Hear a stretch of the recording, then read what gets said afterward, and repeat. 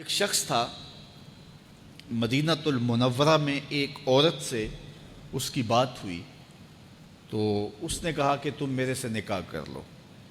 اس خاتون نے کہا کہ میں تمہارے سے نکاح کر لیتی ہوں، لیکن میری شرط یہ ہے کہ میں وہاں مکے آپ کے ساتھ نہیں جا سکتی۔ آپ مکۃ المکرمہ چھوڑ کے یہاں مدینہ شریف آ جائیں تو میں آپ کے ساتھ نکاح کرنے کے لیے آمادہ ہوں۔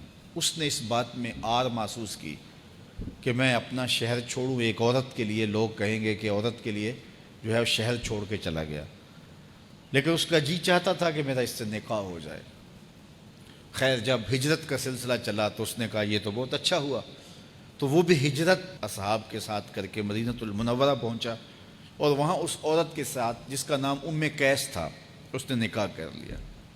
تو آپ وہ حدیث سنتے ہیں، حضور نے یہ تب فرمایا تھا انما الاعمال بالنیات انما لکل امرئ ما نوی فمن کانت ہجرتہ للدنیا یصیبها او لامرأۃ ینکحها فہجرتہ الی ما ہاجر الیہ۔ فرمایا کہ اعمال کا دار و مدار نیتوں پہ ہے۔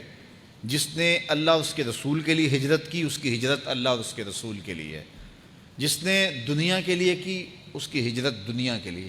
جس نے کسی عورت کے لیے ہجرت کی وہ اس سے نکاح کر لے گا۔ تو اس سے مراد وہ شخص تھا، تو اس نے نکاح کر لیا اور صحابہ سے چھیڑتے تھے، مہاجر ام قیس کہہ کے پکارتے تھے۔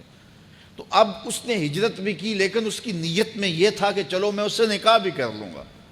اب یہ بات ذہن میں رکھیے گا کہ نیت کا استحضار یہ بہت زیادہ ضروری ہے۔ یہ یہاں جو طلباء پڑھتے ہیں اگر ان کی نیت ہو کہ چلو عالم بھی بن جائیں گے، عالم بنیں گے تو پھر خوب عزت کمائیں گے، پھر جو ہے وہ لوگوں کی آنکھوں پہ پلکوں پہ بیٹھیں گے، چونکہ اس دور میں بھی لوگ علماء کی قدردانی کرتے ہیں، تو پھر ان کا مقصد اگر یہ ہو گیا تو پھر ان کا ایک ایک حرف پڑھنا دنیا داری بن جائے گی۔